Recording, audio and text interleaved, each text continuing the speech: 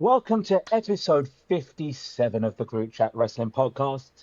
So, we ripped up the running order after WWE's decision to fuck themselves in the moral arsehole for what must be the 32nd successive week in 2025. If you're expecting the usual AEW heavy content today, you might be slightly disappointed at the start.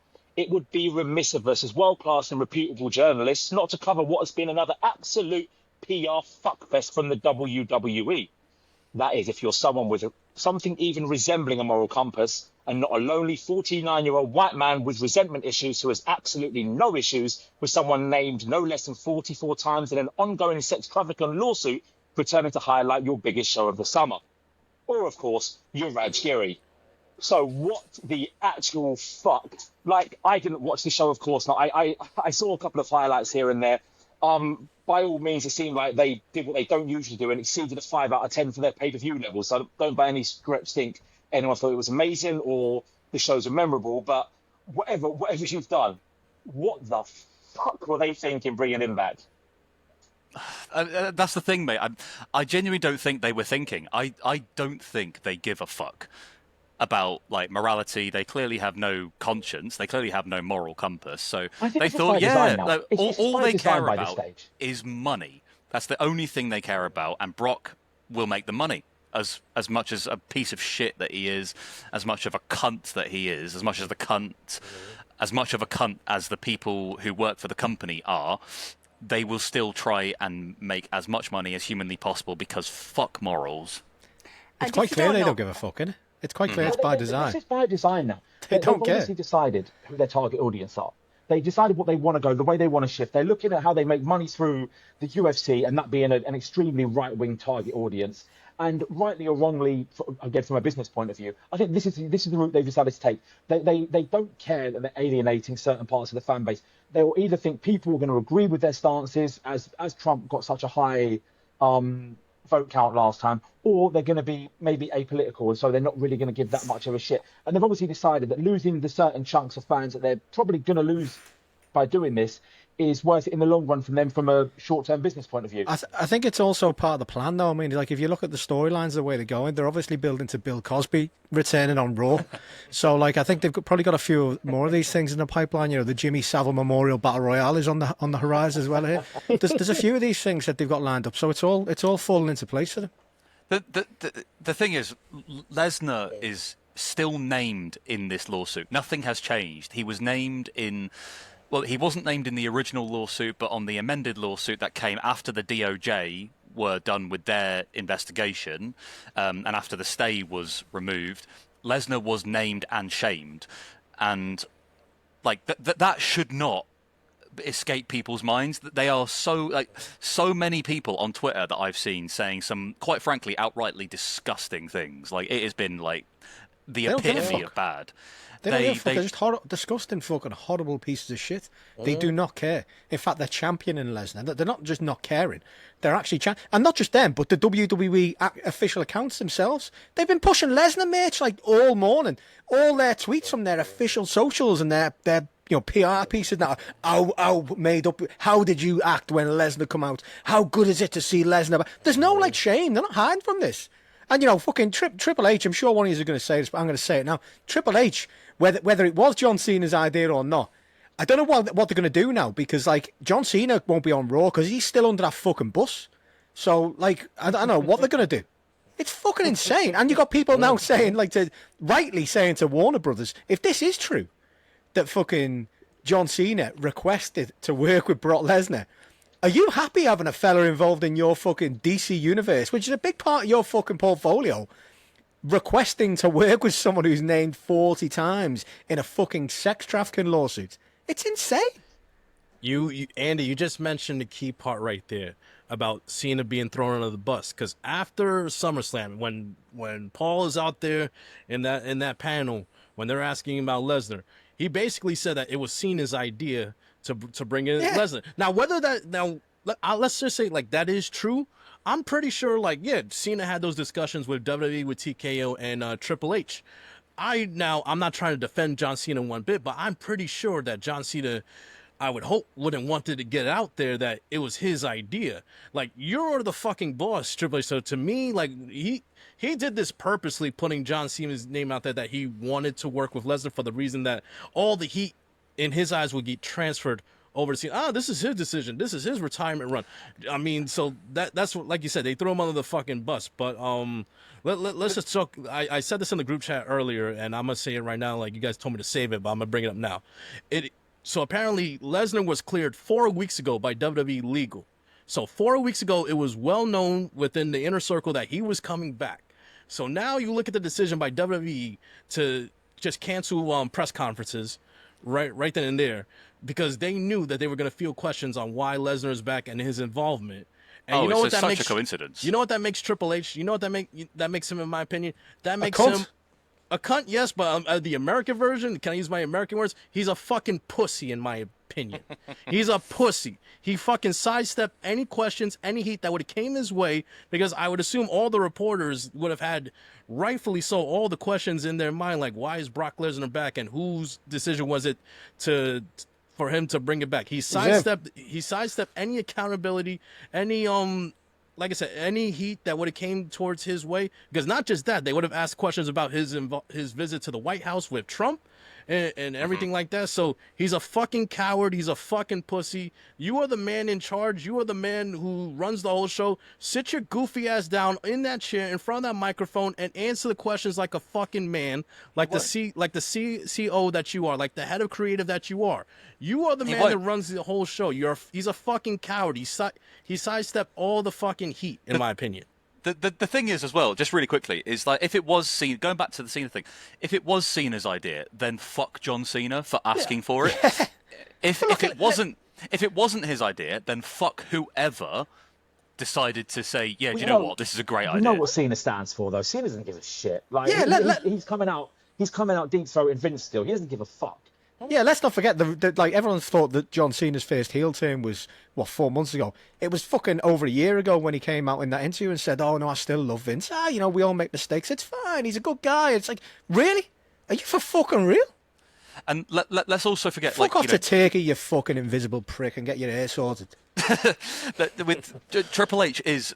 I've said this, I've championed this whole narrative that Triple H he's a shit booker, he's a spineless human being, he does not care about anybody but himself. He would literally throw himself in front of Trump if he was like Starkers, because that's how much he fucking adores the guy. He said he's an honourable human being. He notoriously lies, he's racist, he's misogynist, he's transphobic, and he's a piece of shit. So he's the new Hulk Hogan? He is basically Hulk Hogan. Sorry, Lucy. You're waiting there patiently. Sorry. Oh no! I wanted to be honest. I love all of that. I'm so happy. I wanted to let my boys get it out first. I've been waiting for that all day. You know what? And sorry, Lucy. Just one more thing before you go. Now Lesnar has been brought back at the request of John Cena. It is 100% on the table that John Cena is going to request Vince. He's going to request Vince. His very Vince last will be match back before the in end December. Of the year. No, I think his very last appearance, his very last match in December. Yeah, Vince is going to be there. Of course, he's going to be there. And sorry, before we carry on, don't forget John Cena's loyalties aren't to Triple H. So Triple H throwing him under the bus could be quite dangerous, really, because John Cena's loyalties are to Vince McMahon. Mm-hmm. It's not to Triple H at all. So this could actually, Triple H throw him under the bus could play into The Rock's hands in all this, because don't forget, as we all know, The Rock and his team are sitting there waiting for this to implode so they can come in and take over, which is going to happen. I still think that's going to happen within the next 18 months. Mm-hmm. Oh, yeah. Sorry, Lucy, go on. You can finally go now. Go on, Lucy. That's okay. No, this is great. I just want to point out to any other men out there that women are paying attention. We are noticing who speaks up. We are noticing what men have to say, and we are fucking remembering. If you've got nothing to say about this, we've noticed. And we will remember. This is what you should be doing. This is how you should be reacting. And the press conferences, you're right, he's a complete fucking pussy. They've stopped doing press conferences for the same reason I stopped doing backflips. It was a humiliating fuck up where I fell on my face every time. That's why they've stopped. And also for anyone with all this, he hasn't been found guilty, he's innocent. Well, first of all, it's a civil lawsuit. He's not going to be found guilty or innocent, you stupid prick. But also, that's not all. Brock Lesnar is a man. He broke into Sable's house when she wouldn't speak to him. He exposed himself to Terry Runnels. Jim Cornette's wife, she'd recently got her pussy pierced. She told him, do not hurt me there. You're doing a move on me. He said, no, I'm going to grab you. She says, don't, please don't. During the move, deliberately squeeze, hurt her. This is not a man who was only named in a lawsuit. So fuck Brock Lesnar. And if you support this, then fuck you too. 100%. Touche. I'm done with him now. He's a piece of shit. But yeah, it matters when. That's why I wanted to let the boys talk, because it matters. It really fucking does. It's telling which outlets as well have actually spoke up on this today, and which ones have just gone, oh, Brock Lesnar's back, and just said nothing, or there's one account there's a couple that have parody accounts, and the parody accounts today have seemed more like actual fucking news outlets than the real accounts. Yeah. The real accounts have been just Wrestle we love you. Yeah, WrestleOps have just been fucking jizzing all over Brock Lesnar. Oh, he's back, he's back, yes. WrestleOps is one of my favourite accounts on Twitter, and they are more honourable than WrestleOps are. Fuck yeah, they are. When the fucking Simpsons wrestling memes are coming out with more serious... And you know what, you don't have to... If you're not, whatever reason, you're not ready to put your thoughts into words, you don't want to share right now, you can repost something from somebody who is affected by this. Amplify someone else's voice if you don't want to speak yet. But nothing, we notice nothing as much as we notice support. It's quite telling, isn't it, when there's respected, quote unquote, respected names in the industry are choosing to get caught up in the hysteria of the moment than actually looking at the underlying issues surrounding Brock Lesnar's return. And remember, I wasn't on the show at the time. I called out Ric Flair for being booked for Sting. Correct. This isn't just a fucked Everybody WWE did. thing. Yeah. Like everyone did at the time. It was ridiculous. Nobody wanted it. It was stupid. No, I'm not saying Flair was named in a sex trafficking lawsuit, obviously, but he has done some shitty things. Yeah, and people called it out. It's not good enough that Sting wanted him there. It's not good enough now if Cena wants Lesnar there. It was literally the day after that documentary was on about the plane ride, and Flair was fucking called out. Everyone, I get fucking shit just because my name's Ric Flair Andy on fucking Twitter, for God's sake. I've had that name for fucking 20 odd years. I can't be arsed changing it, whatever. I'm quite open to saying that whilst I do think he's the GOAT, he's a fucking piece of shit. He's an absolute fucking scumbag of a fucking human being. There's no, you can appreciate no fucking defending him. Yeah. It's fucking insane. And he got rightly called out after that. But for some reason, that same episode shed a light on Brock Lesnar and Terry Runnels. And fuck all was said about that. Because that was the same episode when Terry Runnels was talking about what Brock Lesnar had been like to her. Nothing was said after that, though. For some reason, Brock Lesnar went under the radar. It's insane. He's also... Because Flair was on AEW, that's why. Probably, yeah. Probably. But also, in that episode, I watched it recently, the only person in... other than... Flair was depicted by the actor, but they gave an account of what Flair did. But the only thing that they said about Brock was that Brock Lesnar could not be reached for comment. Yeah, because he's a fucking coward. I don't care. He might be a big fucker. He doesn't give a shit about me. He could probably kill me if he wanted to, but I think he's a fucking coward, and I think he's a disgusting human being, and I think anybody who champions him and supports him should be absolutely ashamed of themselves. And on top of that, I also think that anybody who is deflecting by saying, well, AEW employs so-and-so, AEW employs Chris Jericho. Ridiculous. First of all, Chris Jericho is not named in a fucking sex trafficking lawsuit. And right now. And the one they use as a fucking badge of honour, the trophy that they haul round, is a fucking tweet that the woman herself said, "Oh, I made it up because I was bored. I was trying to get traction on Twitter." She did, and they use that, and they use a heart emoji from fucking Kylie Ray. Where if you also look, Kylie Ray has done 2 podcasts where she spoke about how well everyone in AEW treated her, and how she didn't leave because of anything like that. People want it to be true. Kylie Ray's mouth fucking annoys me. There's a reason Nick Houseman has fucked off into fucking oblivion. Yeah. Stop putting words in women's mouths. Let them speak if they want to speak, and listen to them when they do. But don't make up shit that they've never said. And it's not. And it's even then, it's not a case of fucking. It's not a case of oh well, what about this? It's not a fucking whataboutery fucking thing. It's a case of, okay, if there is someone in AEW who's a cunt, they're a cunt. And we'll fucking say to the cunts, show me where they're a cunt. And This is it. We have done this. We have done. Like, we did that with Flair. And I'm someone who was a fan of Flair growing up. And we all point out that he's a fucking cunt. No one gives a fuck. If you're scum, you're scum. No one's going to fucking defend that. But at the end of the day, like, it's not a case of like, oh, you've got one worse than mine. And like, let's be honest, there isn't any worse. You know what I mean? You can say someone's been a cunt. Show me, because if there's anything worse than what Brock Lesnar tied up in, then it should be a big scandal. It should be on the fucking news. There should be a case, and we all should be calling out. But no one's actually shown any of that. Yeah, by all means, if you find anything, then by all means, educate me. I am listening. They'll come to you with, oh, well, Sammy Guevara mentioned raping Sasha back. Yeah, he did, and that was a really fucking shitty thing to do. But you know what? She is okay with it. If Janelle Grant turned round right now and said, and Terry Runnels, and I think she was called Sin at the time, Connor's wife, said, you know what? I like that Brock is here. I would happily work with him. Right. You know what? I'd shut my fucking mouth. Well, and Sammy Guevara also kind of owned up to his actions. And apologised. He's owned up to it all. He's admitted what he said was stupid. He's gone through, like, he paid a hefty fine. He was off TV for a while, and he did what was it, sensitivity training or something like that. He did, and he's admitted that he was a dickhead. He was young. He was stupid, and it's regrettable. But like, what's Brock Lesnar done? Sat around in hiding, waiting for this to blow over so he can come back. Yeah. Nobody in AEW is above reproach. Nobody in AEW is above criticism. It happened with Bear Boulder. There were allegations that surfaced against him. He was rightfully criticised. He was rightfully ostracised from the company, and he left.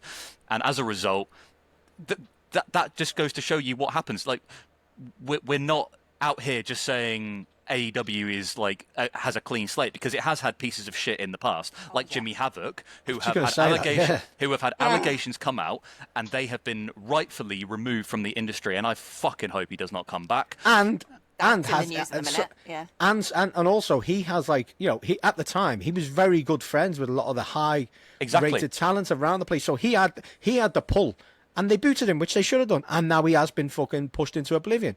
He's now he's now contracted to DPD, yeah. Yeah, and I'm sure Brock Lesnar's got friends in WWE. I'm not saying that every single person in WWE has to never speak to their friend again, but don't champion them coming back on TV. That's the bare minimum, the limit. Let me tell you this right now. Last night, how the show ended was a reminder of what WWE's priorities are, and like we said, they don't book or set up events like with morals at the top of their list. Like you guys mentioned, it's about them making money, but it's about making viral moments, and it's about controlling the narrative, and it's about all the clicks, it's about the reshares, it's about the tweets and the mentions and all that, and the views. What's happening in the past, like, not even 12 hours right now, all the views, all the clicks, all the retweets and everything, they've accomplished their goal. Whether you like it or not, you are talking about it, and that's all they fucking care about. They don't care about the optics, because guess what? I'll say this right now. 90% of the people on Twitter or any social media right now who's complaining about Brock Lesnar, who's disgusted, you know where they're going to be at tonight? They're going to be sitting on their ass on the couch watching Monday Night Raw. They're going to be tuning in tomorrow night, watch NXT. They're going to tune in Friday night and watch SmackDown. Who the fuck watches NXT, man? What a life that is. The depravity of these fucking cunts. Not only are they supporting Brock Lesnar, but they're watching fucking NXT. What the fuck is going on? I've just seen it shared. Before you speak on Brock Lesnar, somebody said, well, John Moxley's been sued for negligence and civil assault. That's not the same fucking thing. Let's be honest. This is the issue. People like this do not deserve fucking opinions. You do not deserve the right to have the internet. You do not deserve the right to have a mobile phone. You don't deserve the right to own a fucking keyboard. Your opinions are so asinine and irrational, and just like people like you are the reason we're such a fucked species right now. Honestly, that's just fucking hell, man. Get fucked. Absolutely. The outrage that they pretend to feel only when it's one of their own has done something. The only time they actually feel anger is if, I don't know, a woman's on TV or something. I mean, in fact, you know what? This is the one I'm wearing today. It's my DMD overhated. Oh, yeah, correct. She is overhated. She is so overhated. Does something, anything that's slightly annoying, and all of a sudden the wolves start fucking baying. One of their own, is the worst. One of their own does something, and they circle the wagons. Mm-hmm. It is pathetic. Can I touch on one thing? It's going back on what Lucy said, basically. And it's about this is like beyond joke things with them, because this isn't just the fact that Brock Lesnar returned last night. This is the fact that they have done something Vince didn't do, and they firmly tied themselves to a political party. And even when Vince was in charge, you had You had George Bush Senior and Junior. You had conservative leaders that weren't far right. You had centre-right politicians, and he didn't tie himself vocally to them. We now have the most extreme government that America have probably ever seen, and they have done everything in their power in recent weeks to tie themselves to them.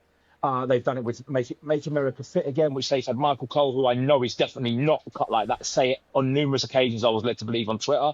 They've had Triple H in the White House with the group of the worst human beings you could imagine, standing there with J.D. Vance, Robert Kennedy, Trump, his mother-in-law, just a real depiction of scum. They are they are promoting what they stand for now. Now, political allegiance is one thing, and we can debate that all day. That's fine. But when you're bringing someone like Brock Lesnar back, the thing is, this speaks to female viewers that we don't care about you, because if we heard you and we thought about you, this is something that wouldn't happen. And this is when you see what kind of where men stand on this. And I've seen enough WWE fans say they have had enough now. This is disgusting. This shouldn't even be the straw that breaks the camel's back, because it's a more serious thing than that. This is a man named 44 times in a sex trafficking allegation. And again, I read through it this morning. It's so fucked up. And the kind of people now that are coming out and they've got any rationale to defend that speaks volumes about them as human beings, because they are fucking awful people. They tend to all be cut from the same cloth. You can roll through the stereotypes of what these men are going to be, and they will literally always hit probably 9 of the 10 of them.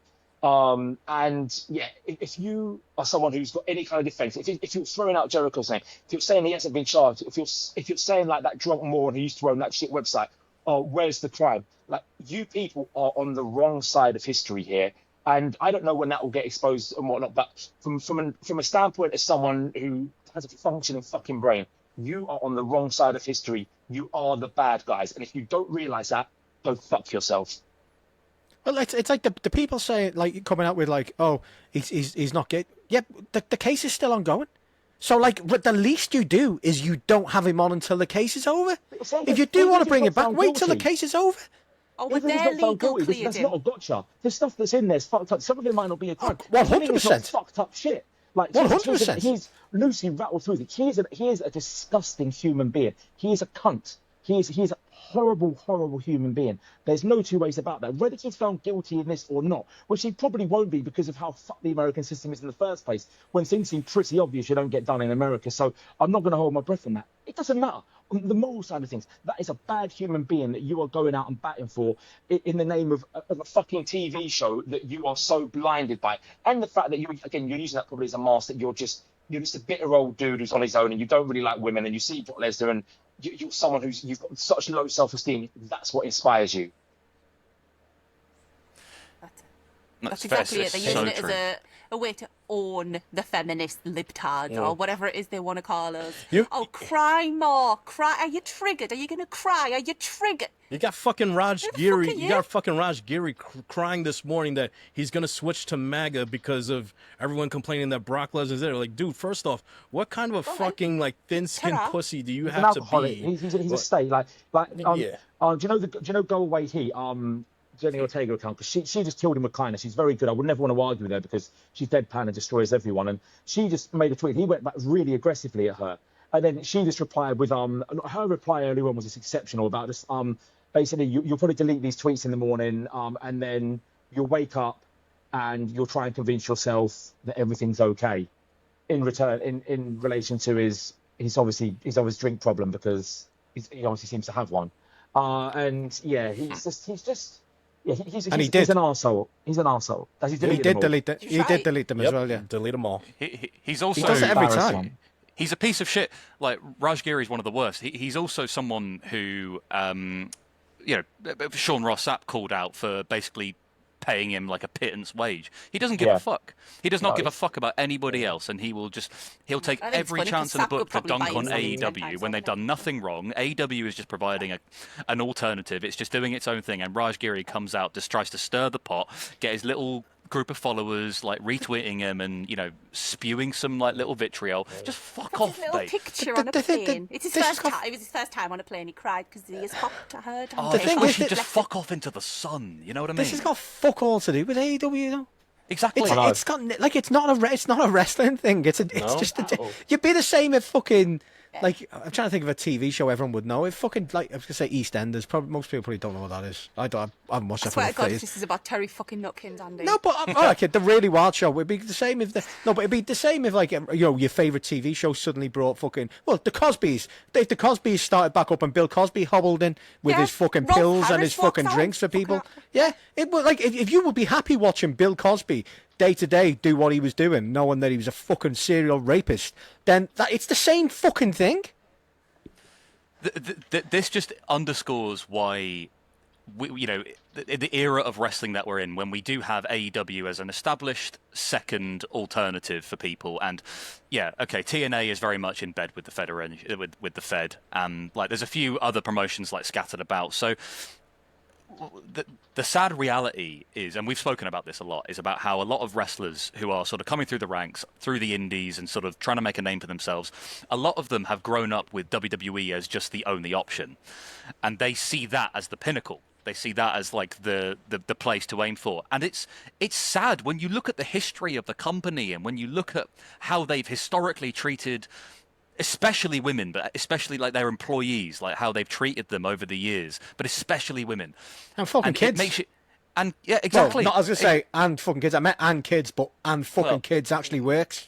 Correct. Yeah, and just the historic, like Triple H's like blatant racism that he's not trying so vociferously to defend, like the Vince McMahon situation as a whole, and how that probably has happened behind closed doors. But this is the only time when someone has been brave enough to actually speak about it. And fucking Ashley Massaro. There's fucking loads of fucking examples of this shit, and they're like fucking Teflon every time. They're just fucking they're like John Cena's fucking hair. They just fade away and no one cares. This is who they are. This is what they do. So that's not going to change.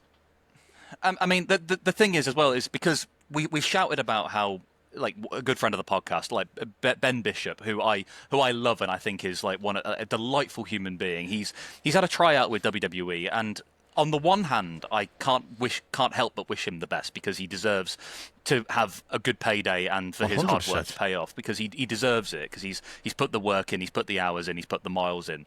But at the same time, when you look at how flagrantly they bring someone back with stroke, with pull in to basically being on TV when they can do some truly reprehensible things, it makes me think, like, well, why? Why would you want to go and work for someone like that? You know, the part of me is thinking, like, I want you to succeed. I want you to actually like earn a good living for yourself. But do you really feel good about yourself working for a promotion like that?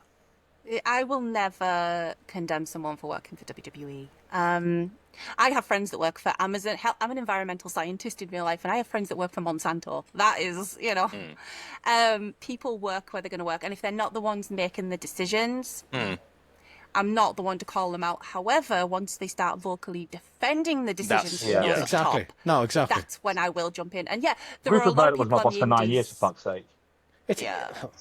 There are people on the indies I would love to see make it big. And I don't think WWE would treat them well, but if that's where they want to be, good for them. I won't necessarily watch them there, and I won't buy the merchandise there, but I will wish them well, and I'll probably check out clips of them and share their posts, Yeah, Ben Bishop's a fucking great guy. He's just an example of many that I would follow, and I probably still wouldn't watch the TV, but I'd look at the clips, and I'd follow his socials and stuff. And it's the same for a lot of the others, like Rain Leverkusen. I'd follow his socials and see how she's doing and stuff, and hope that they're doing well. But like, I would never begrudge any, like it's a job at the end of the day. They make a living. They're trying to aspire to do what they've dreamt of, and you can't take that away from people. But it's easy to stay quiet when you're asked a question that you know you're going to give a fucking shit answer to, and you can only throw no some comment is an answer. Yeah, like John Cena. Like, we go back to this when he was asked about Vince McMahon, he could have easily just said, "Oh yeah, I don't really want to talk about that," and it would have been fine.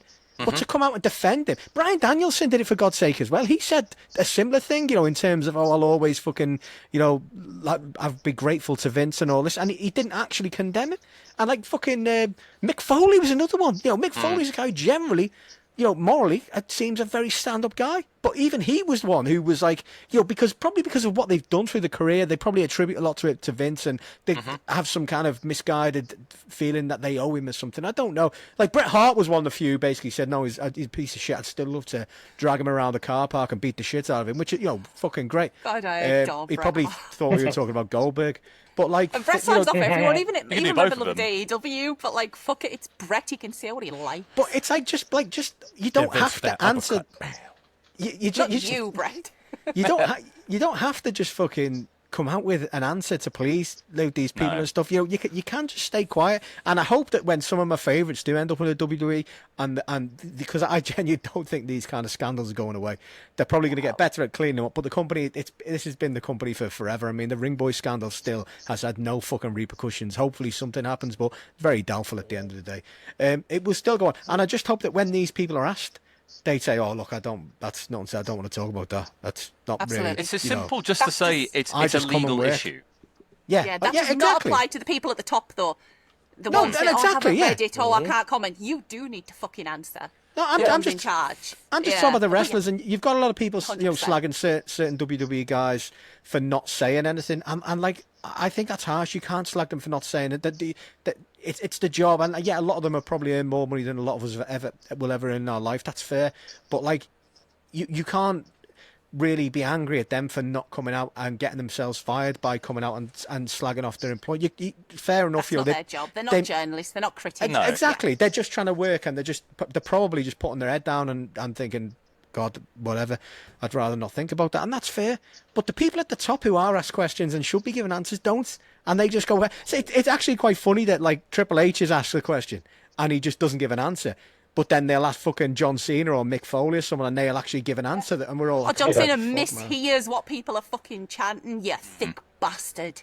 We Oh, want. no, I was don't it? We think want that was cross. I don't think they that were was an chanting? accident. Oh no, so it was the crowd last night, like I said at the panel. Oh, Triple outside. H, sorry. Yeah, Yeah. they were chanting at Triple H. We want cross, and this fucking idiot said, "We want Brock. You got him." I'm like, Such an the idiot. Oh, God. doofus son-in-law appears once again. No, it wasn't the stupid. It wasn't just that. Earlier in the week, he actually said something as like dismissive and like actually quite vulgar when you like break it down. When he said like, well, when someone in the UK, a journalist in the UK, was actually asking him about the ongoing Pugach, lawsuit. wasn't it? Yes, I was yes. surprised Yeah. it was Pugach. Yeah, he fucking went. He asked him, which is like what no one seems to have the bottle to do these days. But he said all he said was nobody's perfect, which is just such a dismissive That and like and, horrendous and thing allegations are allegations. He's not an intelligent person. That at all. was disgusting. That allegations are allegations. 'Cause you're basically saying you don't. But why believe should we believe any of these? Exactly, That's what you're exactly. You saying. were in the room next door, you thick. Maybe he's so deaf he hears cross as Brock. He didn't hear it going on next door. You thick old twat. I fucking hate him. I genuinely like. I mean, I don't hate many people, but he is a colossal bellend. He's someone who is the prime example of you don't need to be an intelligent person to get to the top. You need an insatiable desire and lust for power. And if you're willing to fuck people over enough and be ruthless, that's all you need. You do not need. But I've seen it in my workplace as well. Like intelligence doesn't really get you that far. It's being. You look at the people at the top around the world. You look at most politicians. These are not the smartest people in the world. These are people that crave power. And I'm not saying that as people that are Republicans. That's the same for Democrats. Same for the Labour Party over here. Same for the Tories and Reform. That's what people are. Politicians are people that crave power the majority of the time. Of course, you're going to get a few really good eggs in there, but most of the time you don't. And that's the same in business as well. Triple H is a fucking idiot. He's not an intelligent person. You can tell every time he talks, he's not an intelligent person. He's just someone he's a narcissist who craves the attention, craves the power. And when you want it that much and you're willing to do literally anything to get it, I think most of the time you do get it. Yeah, if Triple H was a woman, they would be screaming about how he fucked his way to the top. He got that job on his 100%. knees. Yeah, absolutely. Oh, fuck the bosses. Oh, yeah, of course he got his job. It's crazy If it was a that woman, it would people, be different. when it comes to Tony Khan, like they'll say like daddy's money, this blah blah blah blah blah, but they'll never bring up like Triple H. Basically, like how the fuck did he get his position? How did he get to where he is today? And that was the Ospreay, because when Triple H made that off the shitty comment last year about Ospreay said running from the grind, like everyone glossed over that. Everyone was like, he's pointing a finger at Ospreay, blah blah blah blah, because Ospreay signed for AEW a couple months before that. Then Ospreay just went on Dynamite and said the only way you ground in your way at the top was by fucking the boss's daughter. People were fucking outraged about that. I think that was a genius thing to say. Even, and he won't mind me saying this, but a friend of mine even said how that was cringe, and I said, oh, well, hang on a minute. So Triple H started it, mate. You do realise that? Did they have the same fucking energy when MJF and CM Punk did that amazing promo, and Punk did the only way you'll be at the top is if we wait around long enough for Tony to have a daughter that you marry? No, because it was funny, for fuck's sake. And well, they started. The irony was, I MJF think Punk said that to MJF, but I think because MJF basically said, "You've gone soft. You know, you basically may as well be coming out here preaching hustle, loyalty, and respect." I posted that on Twitter with the picture of him in the Cena gear, and everyone was like, "Oh, the Doctor of Economics never said hustle." Like, oh, I don't fucking care. I don't give a shit. Doing a Cena gimmick, wasn't it?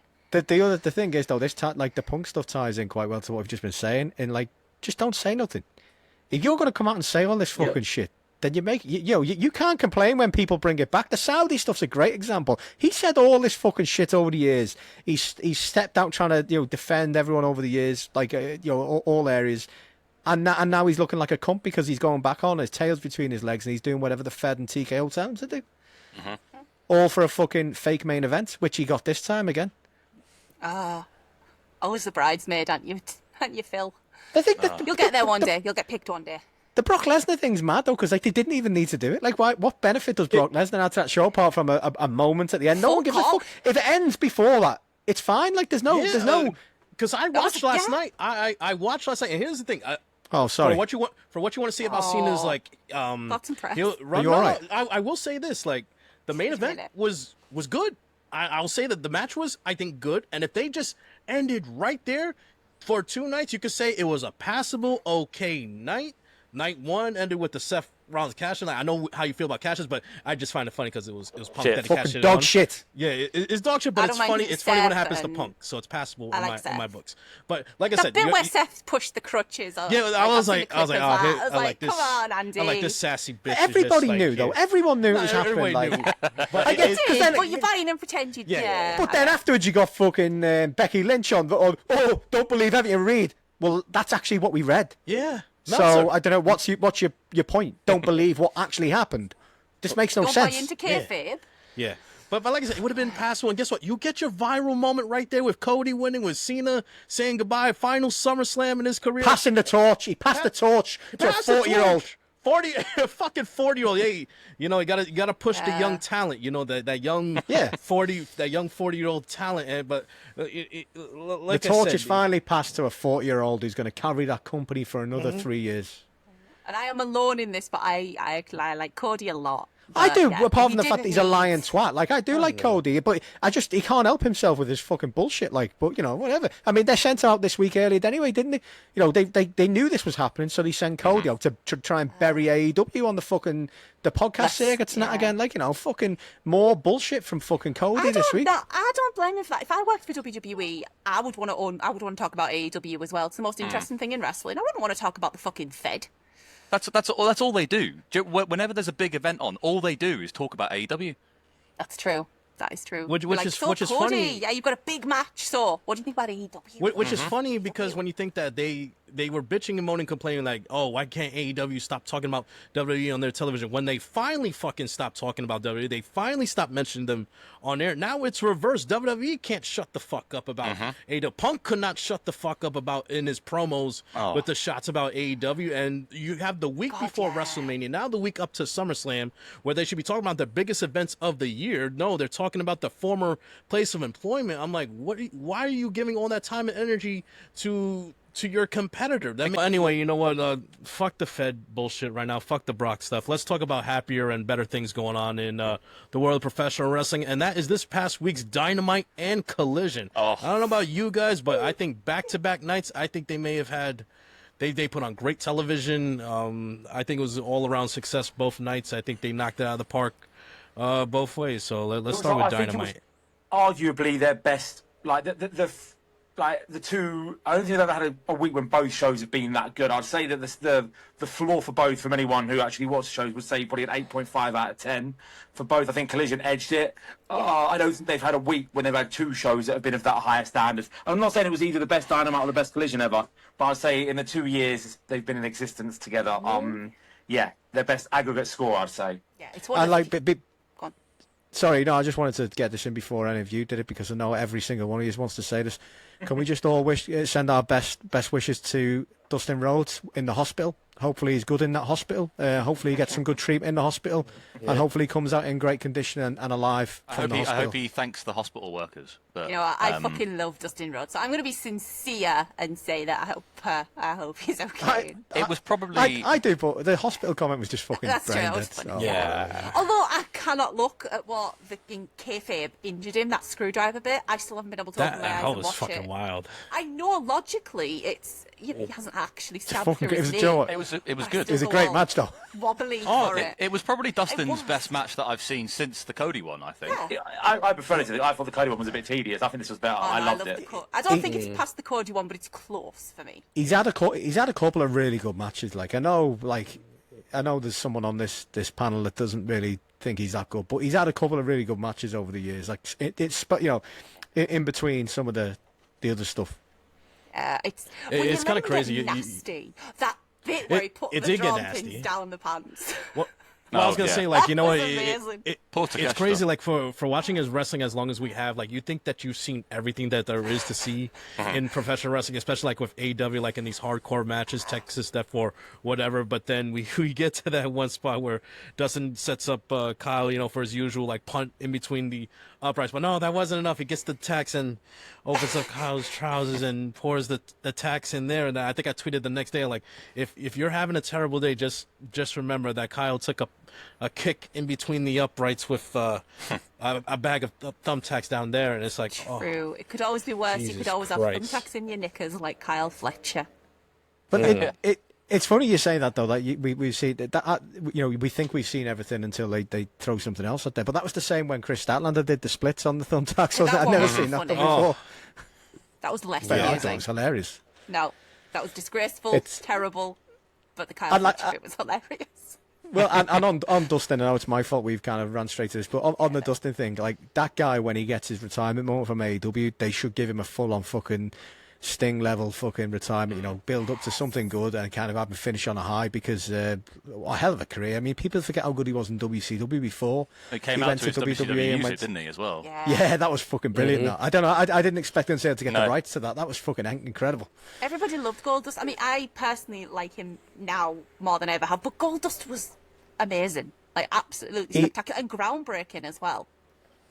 It's crazy when you look at what he was like 10 years. Is it 10 years or is that maybe 15 years ago? Whenever he was in TNA and he was a fucking absolute mess, like, and then he kind of like, you know, changed his life around, and he's like a different person, isn't he, compared to that? That was like That I've was heard when him he was talk at about his it. worst, wasn't it? When Yeah. he was really struggling He's, mentally and physically. He's a big Yeah, he inspiration was- to me as somebody that's like lives the straight edge lifestyle now. Hasn't always. No. Yeah. I've talked about it before. I got sober the day John Moxley went to rehab. That was but one of my biggest inspirations to stay that way has been Dustin Rhodes, because he's so open about everything, the way he talks and stuff. It's also DDP Definitely. again is why I think DDP is just like a real hero amongst saving a lot of these older generation guys from basically being like in a wheelchair for like their whole lives. Like he at one point he even was very close to like turning Scott Hall's life around, like really closely, and he did succeed for a while, and I think Dustin holds a lot of credit to DDP for helping him through this sorts of his demons.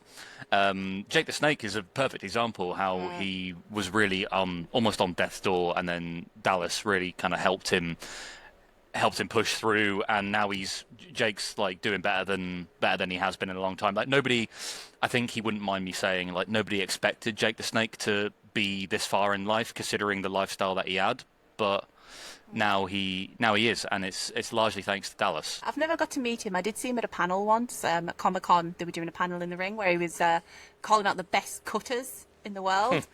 He said that the best overall is Randy Orton has the best one, but the best individual he's ever seen was Sammy Guevara's off the ladder onto Cody. Yeah. So that was really I don't cool. think I've ever.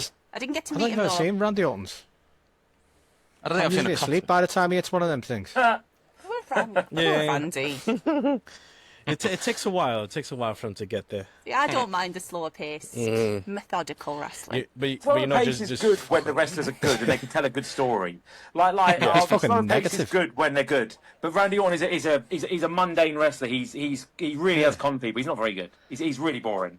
He plods No, it on so- occasion. I'll give you that. The Dallas has helped a lot of older wrestlers, but he's also helped a lot of younger wrestlers. But speaking of young wrestlers, like the youngest man alive, I'm so sorry that the Outrun. I feel so. But the one thing I didn't like about Dynamite was the Outrunners didn't win. Yeah, because they should have won that. I'm sorry, they should have won that. I was fuming. I turned it off. I was like, I'm not watching thought this they shit. should have. I thought they should have won. But then when I looked at it in hindsight, I thought that. I mean, I want to see that because they're not going. I don't want them to run back them losing to FTR in the final again. I don't want them to run back the Hurt Syndicate. I thought they were going to lose before, but then when I looked at it, I thought, I mean, we're getting the Bucks to be fucking Brody King and Bandito now. That match should be fucking Of course. insane. But I didn't think I can't wait for Brodido that. were going to win, which is That's why the I thing. wanted the Bucks I was versus Gates of convinced. Agony. But now that Brodido have won, then yeah. It's only because well, Andy said it last week how he wanted Truth to say to Ricochet, "I'm so sorry, I recede my comments." The problem is like the heat the heat is going to die down. They're hot as fuck again now. And we had this was it last year when did they stick the belt on Private Party? No, mate, It was it fell off. October, They it was should have done it then, yeah. It fell off when Because, the like, they were Hurt so Syndicate fucking was hot. crap. They were so hot though then. They weren't as hot with that came later though, didn't it, with the Head Syndicate? Yeah. And it felt rushed. But like they were so hot at that point when it should have been them and not Private Party. And then now it feels like they're hot again now, and to just not capsize, they're gonna cool down again. And like I don't want to sound like fucking Meltzer talking about fucking heat and fucking cold, but that's what's gonna happen. They are gonna cool down, and you're gonna miss the fucking that peak point of making this moment. Would you And, like, really have had the Outrunners beat the Hurt Syndicate? In London, Yeah. Well, no, it was supposed to have been. It's Forbidden Door. Eventually. Yeah, but, well, do you know what? That would have got the fucking biggest pop in the fucking arena. I'd say the UK is fucking Outrunners fucking country, to be Yeah, honest. and I thought it was the MJF's UK. turning on them. MJF's helping FTR Yeah. win at Forbidden Door. That's going to be great. well, I hope so. We're getting MJF's Like, new stable at Forbidden Door.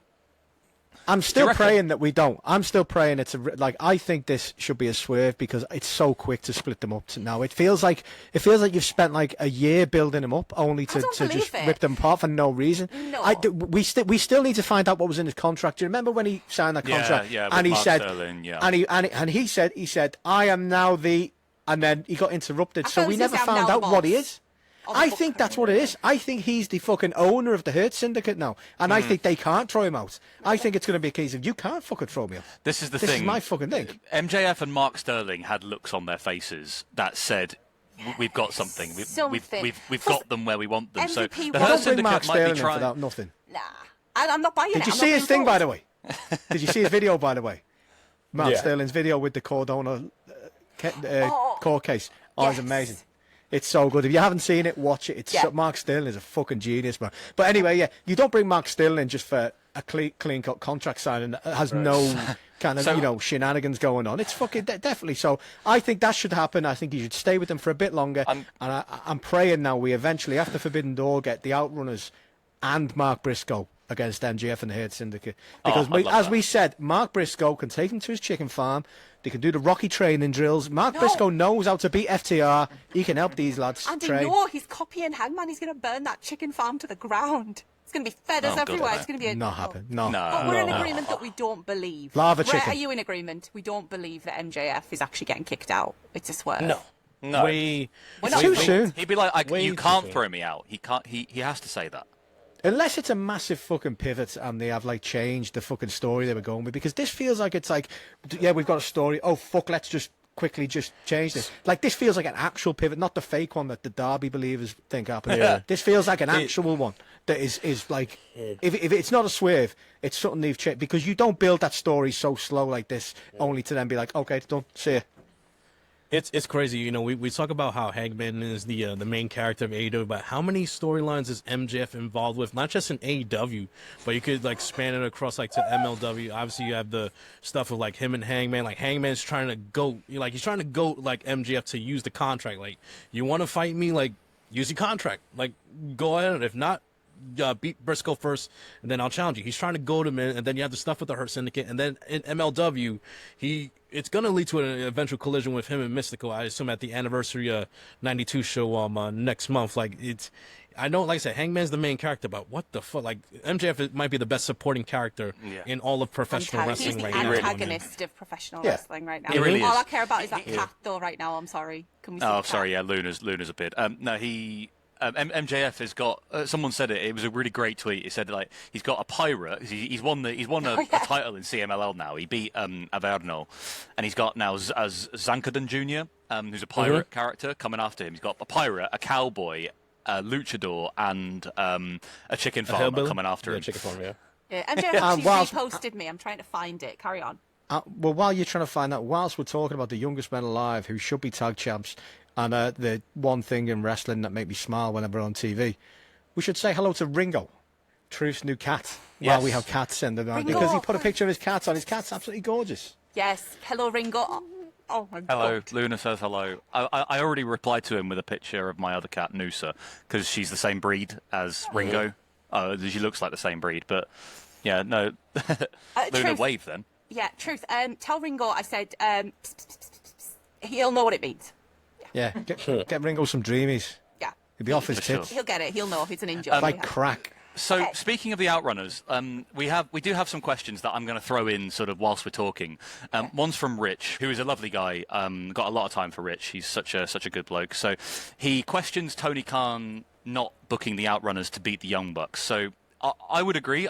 It's questionable. Like I wouldn't have done it myself, but I'm going to stick with Tony because he never really lets me down. So. I think Tony Khan personally hates Andy and wants to crush his dreams, like he does with me when he was booking Brandon Cutler to lose all the time. So Tony knows he has done so much over the last 5 years in rejuvenating my interest in wrestling, which was, to be honest, was dead completely until AEW, and it's kind of resulted in being part of this and everything else, and making a lot of new friends and some great times. So he's seen how happy I am, and he's decided to just crush my dreams and watch me cry. So. Shocking. Poor Andy. He's testing your resolve as a fan. Like you can't have it. You can't.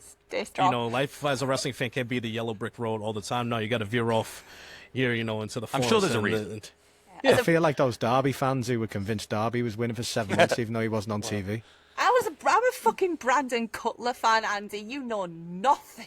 Nothing. You have not suffered like I've suffered.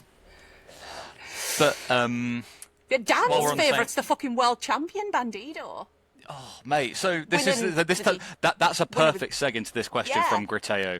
He says, or she says, should the Gates have won tonight? Meaning the Gates of Agony last Wednesday. So normally I would, for the purposes of the Outrunners match, I would have said yes. But you will never catch me rooting against Bandito. He is the greatest wrestler in the world. Like in my opinion. I would have. I definitely would have, because I feel like the Gates losing so soon. I want them to build a bit of momentum up now that they're in this new stable. So I would have had them win, to be honest, rather than lose at the first match.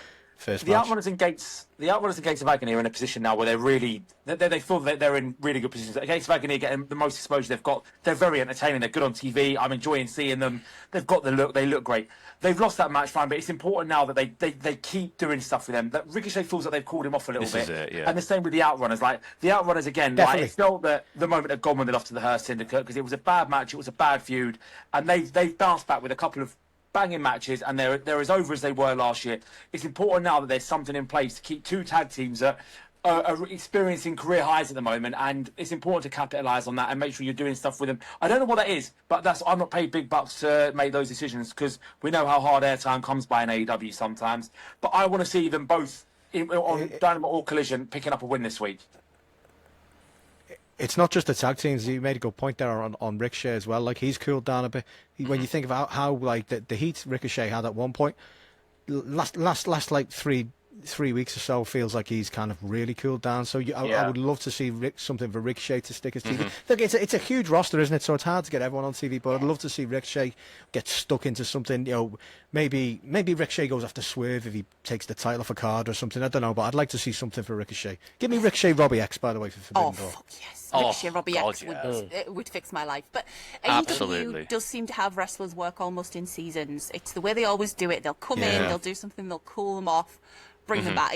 It's what AEW do. It's like we said last week about Aminata. Like she's put herself in a position where they can't do that. Like they can't rotate her out now because like she's you can't, like she's too like good. her and Tekla are almost the kind of like the main women's feud that we want to see. I'm actually looking forward to more of what they're doing than I am with Toni Storm and Athena at times. So it's like it's about time we had women's feuds that had nothing to do with the title. This is it, yeah. This is something that they've struggled with for a long time. It's also because Mercedes has been off TV, obviously doing international dates and everything like that after All In. So obviously there is that element that there is room for them to say, right, seize your opportunity, like go out there and actually make yourself like must-see TV, absolutely. which they have done to their credit. So now it's like, now that Mercedes are coming back on Wednesday, I'm obviously interested to see where obviously her program for Forbidden Door goes, whether it's facing someone from like CMLL or Stardom or hopefully Rev Pro. Tony, if you're listening, Lizzie Evo, Mercedes Moné at Forbidden Door, book it. Just do it now. Don't even think about it. Just book it. But the point is, like, I don't want, now that Mercedes is back on TV, I don't want that to be a case of where like the other women's feuds that they've been building, like with like the rumored women's blood and guts match, like with all, you know, the 8 to 10 women who we've seen are possibly going to be involved with that match. I don't want that to take a back seat. You know what I mean? Yeah. Yeah, that's a worry, isn't it? If Mercedes comes back, that the women that have got the airtime might have to take a step back while Mercedes. I don't want that because it's one of the, I know you've only got a certain amount of hours to fill across your two shows. This is waxing lyrical about the need for AEW Dark back, because that's where you could really sort of start to thread a lot of these feuds across like Dark and Dark Elevation and stuff like that. It was really about that helpful recently. He said if there was a need, or no, was it a need? If there was if it made sense to, or something. When wrestling's need is greatest Dark. I'd fucking honestly, because it was like when Dark and Dark Elevation were going, it was great because it wasn't just like that we had something else to watch on a Monday when there's no wrestling on. It was also the fact that, you know, you have like it's reps for some of these people. Like someone was making the comments in the week about how Julia Hart is now seems to have dropped in that group, and that's fair because Tekla is a better wrestler. She's got far more experience than her. But people forget how young Julia is, and that she was She's thrust got the whole to that career like, ahead of her. Yeah, and she was thrust straight to the top of that stable just because she was like more of a manager and because she had the gimmick around her. And like people forget that she hasn't actually got that much experience in wrestling. So Dark and Dark Elevation would be great for her to just get you know, reps against kind of, you know, rotating indie talent or whatever each time. The problem you'd have is like when it was there before it went, the plan, and I love this, it's just obviously it costs more money to do than what they're doing now, but Ring of Honor was filmed at Universal Studios, and they would do a taping of Ring of Honor and Dark Elevation, whichever one, at the time there. And so you're not really rotating the talent, because the whole point of the whole thing that worked with Dark so well was that they were in a different state each time for a show, and you would get the local talent there. That's how we got Willow. Yeah. You know, that's how we got. That's how we got Powerhouse Hobbs. It's how we got Hobbs. It was exactly. So like you would just have this Florida talent pool, which seems very concentrated, with a lot of things being in that kind of area. You know, the Orlando area. So all right, hear me out. Hear me out then. Dark as almost a anthology show. They have AEW guys turn up at indies, different indie promotions. Anywhere. You film those and you just put them together in a mashup. I would love that. I'd love that, because that would be essentially what the Fed claim they're doing with ID, but they're not. Okay, in terms of that, you are helping the indies by giving them talent, but you're not actually holding any of the talent. You're not going in and taking indie talent and hoarding them. You're sending your guys to give them a bit of a boost so they can put it on, and you're helping them. I think that'd be great. They're kind of doing it with Mercedes anyway, when she's turning up at Rev Pro, when she's turning up in Austria, or when turning up in Poland. That's the same principle, but just with not just with your champions, but it's with just people. For argument's sake, just send Shibata to fucking Progress. I'm just pulling something out of thin air here. Just send Shibata to Progress to draw a crowd for them, and like give a couple of indie names there a chance to like go against one of the best. I believe that I might be wrong on this, but I believe the wrestlers do have the option to do this themselves. It's just like obviously Mercedes is doing this herself, but like film it and put it on as a show. Yeah. That's if you actually had like people, if you actually had agreements where you know you can have this wrestler, and all we want to do is take the footage That would be fucking five great. matches a week, maybe. You can throw in some Yeah. promos. Oh, that would be fantastic. That because there's so many indies that benefit from this, and we would get exposed to more talent, which is what Dark did. I found so many fucking cool indie guys that I'm a fan of through watching them on Dark, and I'm like, I've got to see more of them. Where can I find them? There's loads like that. And you can throw in AEW versus AEW matches. Do it as the Dark match before Dynamite, or have them wrestle somewhere else. You know, it's not an either or. But yeah, I mean, Look how many people we had the started off honour was Dark. on. They're on the main roster now. And you don't get that. You don't get that option that's anymore. what I'm saying. Willow, for God's sake, you know. Powerhouse Hobbs. Powerhouse Hobbs. The my favourite feud ever we was started on off with them. Elevation. Dark and Elevation. I mean- Peter Avalon, Brandon Cutler. Well, there was also like I think it was yesterday. Richard Holiday had his narcissistic behaviour show, and the honour was on that. So like that's a prime example of where they could have taken a recording of the Diona match and then put that onto a compilation show. Call it AEW Spotlight or something. No. That's a fucking great idea. Tony, this is money, man. Do Well, it clip entertain us Tony anyway. Khan. Yeah. Get But it no, done. that's a fantastic idea. But keep coming to England. North of that England. would- that get would- TNT. What? That would really give us that thing we're missing for a Monday night, because there's not on a Monday night. It's boring, man. No, there's no Fucking- wrestling on a there's- Monday. there's no- There's a there's TV no show wrestling. I think is about wrestling. It's a TV show about wrestling, but it's not a wrestling show. Yeah, I heard it was They content was pretty grim. Oh, it's not good. They try to do wrestling, but they doesn't come out well. It's a parody. It's a parody Yeah. show. It's not as good as Glow. Glow was amazing. Oh, it was fucking incredible. so I am so mad that didn't come. Fucking I know, Zoya fuck the Netflix. Destroyer. I have a little figure of her. Best wrestler I've of all never time. forgiven Netflix for that.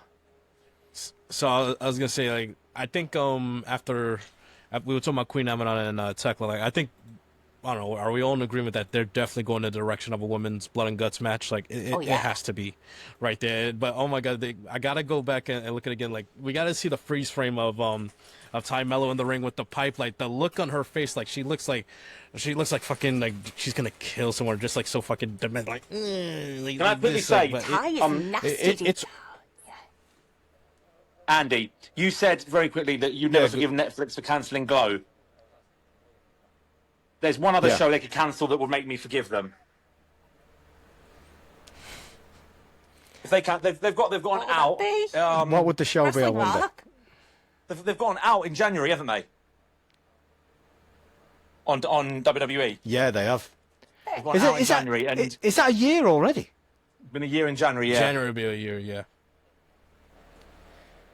I think they might, because have you seen the numbers? Wasn't fucking Disney like- interested? Sell it They to Disney. were at one Finally point. make Seth Rollins Yeah. the Disney princess he was born to be. Disney, I bet you Disney can't wait for their wholesome entertainment channel to be Yeah. populated by Brock Lesnar. They'd love it. Fucking Mickey Mouse and a fucking Musical episode. sex trafficking investigation. While we're giving Tony Khan ideas, can Hey, we have a Brock. musical episode, please? Fully Hey, musical, Brock, like that. what are you Buffy. doing back? Shall we? What about the court case, Brock? Oh my god. Oh, sorry. No, as I say, should we go into the world title match, Hangman and Mox? Yeah. Fuck you, What Andy. match? What a I fucking thought match. it was a great match in my opinion. Like, I Yes. love the I love the For a pacing TV of the match as well, man. For a Fucking TV yes. match, and then like the crowd was the way the crowd was like just so focused, like laser focused, and then like, and you would think like when this match was announced that it's 100% that Hangman's gonna win, but there was a nervousness like with me like in the middle or end of the match, Terror. like, oh my fucking word, like especially when Marina. Yeah, when Marina comes out and the security's distracted of her trying to get her out of there, and then the ref's distracted, that belt shot by Moxley, and then the roll up. I'm like, oh my fucking god, is it Tony? Don't you fucking do it? And then we get the closest 2.99 count, and then fucking Darby. Like I knew at some point when we saw this location for the first time where they did the residency, like the balconies. I'm like, okay, when the fuck is Darby gonna jump off of this and just wipe out the Death Riders? Well, we got that on Wednesday. Like the coffin drop from up there, and you would think like that's the craziest thing he's gonna do. Oh no, the next night he said like let's get let's check off murder. Well, I think attempted murder and kidnapping he checked off on his list. and then like they fucking got Mox and the Death Riders looking for Darby to start off Collision, and then Mox gets separated from everyone else, and Darby out of nowhere with the chloroform rag, I guess, like gets him to sleep, and then we cut.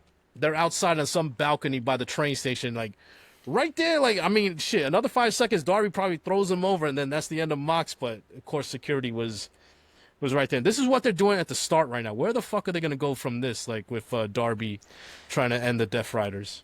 It's funny you say that. I see a lot of people complaining that this is where they're going because. That's a good question. I think it'd probably be the. I think All Out maybe. Yeah, they're not doing Forbidden Door. No, All Out. I think if We they're going need to do more- Forbidden Door, more- if they're going to do Forbidden Door, We need more Forbidden Door matches on the Forbidden Door card now. Like, I know a lot of people complain, and I'm happy with what we're getting because it's selfishly I want to see these matches. But maybe Mox could tag with like Shota or Gabe Kidd if he's healthy, like at Who's Forbidden Hangman Door. going And to then face? Will Fletcher be on the card? Who's Mercedes going to face? What's Tanahashi's match going to be? this is the worry.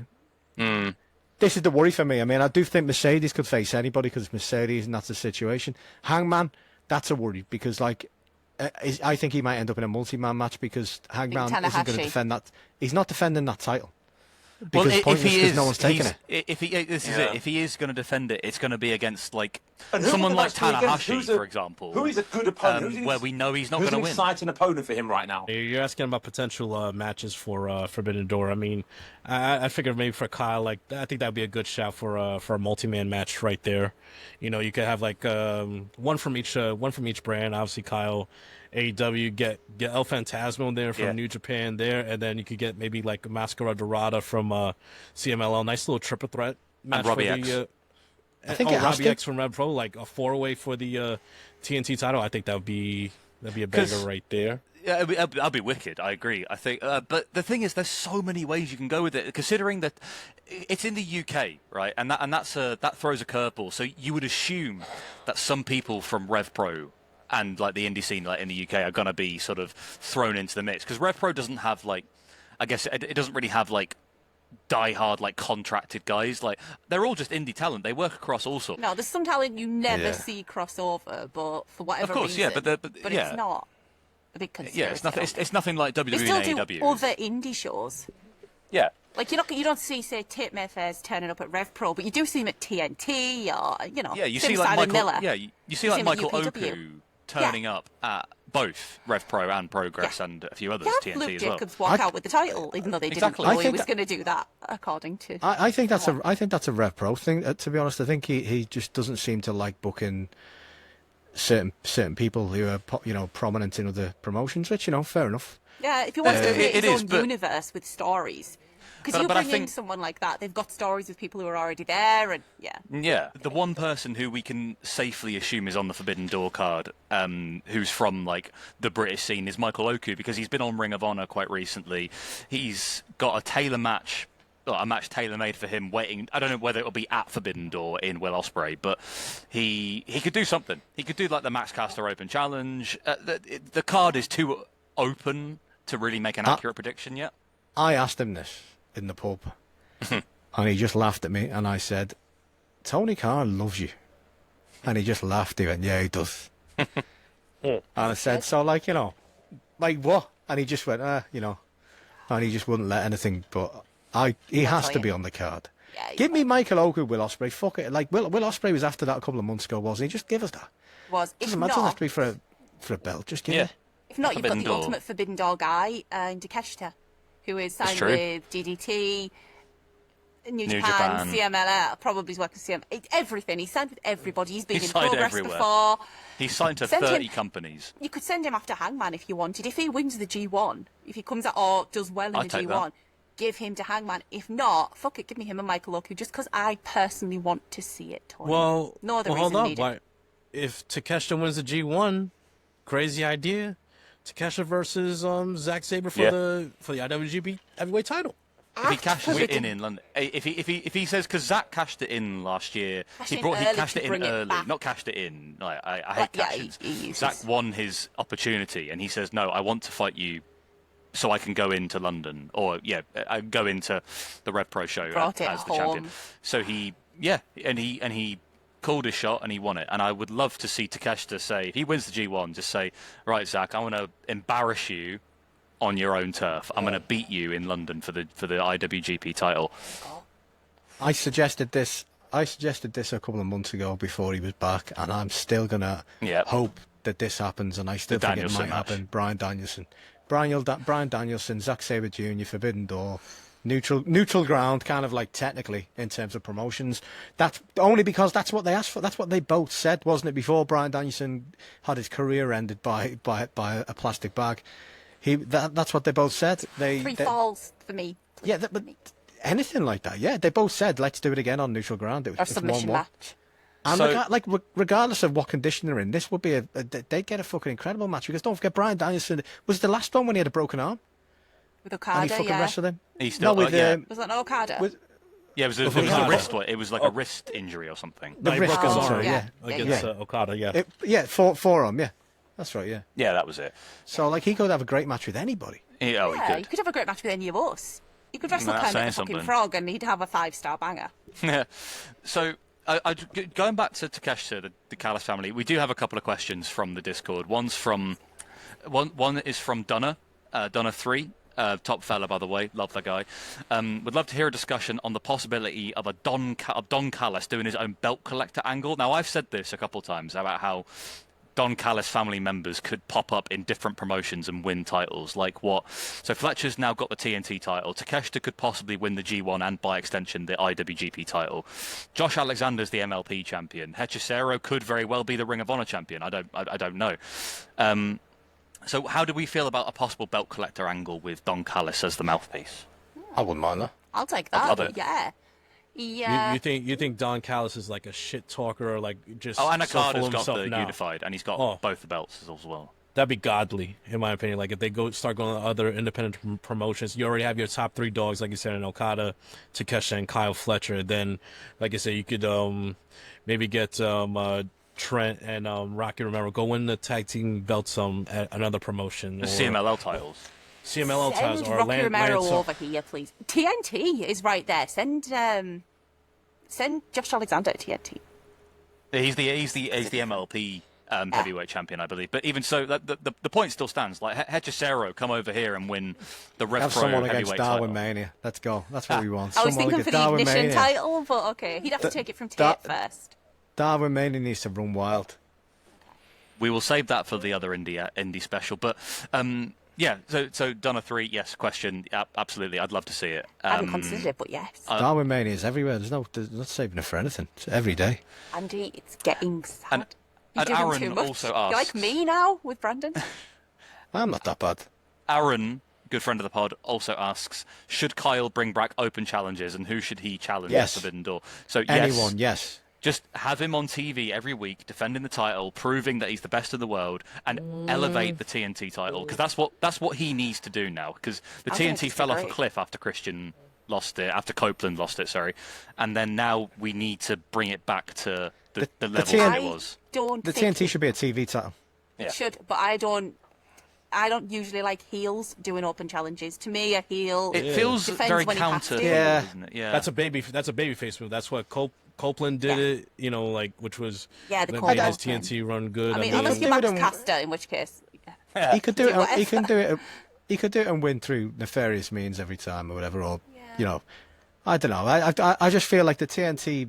It is the lowest title in the company, and it should be. You know, that's what it is. It's TV title. That's why it was called the TNT title in the first place. It's TV title. It should be defended as often as possible on TV, and whether it's not open challenge or not, as long as you've got a challenger for it through whatever reason, that's fine. have Don Callis do it as an open challenge because Yeah. they get money out of it. Like, yeah, every something time like that, you yeah. win, Yeah, I that's get. that's a good shout. Like Don Callis Even if says, it's a like, squash. Yeah. Yeah. All right, that'll Don- work.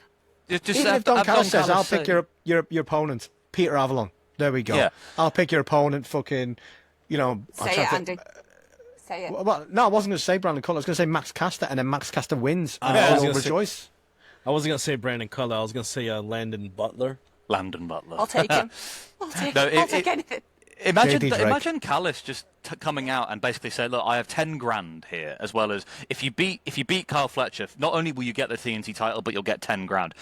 Then random people of like a really decent level will try and like go for it, and we get good matches out of it with Kyle winning every single time, obviously.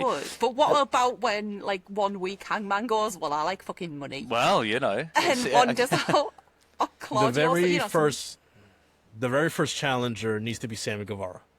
Yeah. Sammy needs to be the very first one to go out there, try to avenge, I agree Dustin with that. getting Yes, hurt. get him, And, oh Sammy. my God, the main event. That's a main event for Collision. That's right a Collision there. main event, Give them a good 15 or so minutes. They will fucking go. They'll scorch the place. They'll tear it 20 down. 20 Give minutes. them- Fuck the place down. Give them Leave him a ladders. bloody mess. Give them ladders. Well, what I would do is 20 minutes, leave him a bloody mess, and I would actually. Look, obviously, you'd have to see how he develops and how Sammy's like split from Dustin goes, because I'm assuming they're going to have to relinquish the titles now.